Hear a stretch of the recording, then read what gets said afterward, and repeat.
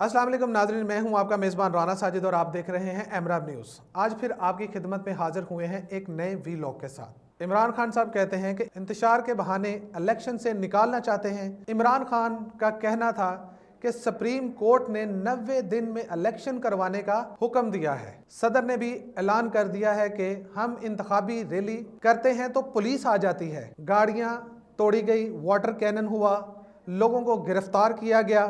इमरान खान का कहना था कि निगरान हुकूमत का काम होता है इंतखाबात करवाना, ये कैसे रोक सकते हैं? अगर इलेक्शन करवाने हैं तो इंतखाबी मुहिम और रैली के बगैर इलेक्शन कैसे होते हैं? ख्याल रहे कि पाकिस्तान तहरीक इंसाफ ने लाहौर के इलाका जमान पार्क के इर्द गिर्द अपने कारकुनान की पुलिस से झड़पों के बाद बुध को निकाले जाने वाली रैली इंतखाबात रैली खत्म करने का ऐलान किया था। पुलिस ने इस रैली को मुंतशिर करने के लिए लाठीचार्ज किया, शेलिंग, वाटर कैनन का इस्तेमाल किया था, जबकि पीटीआई कारकुनान की जानिब से भी पुलिस पर पथराव किया गया।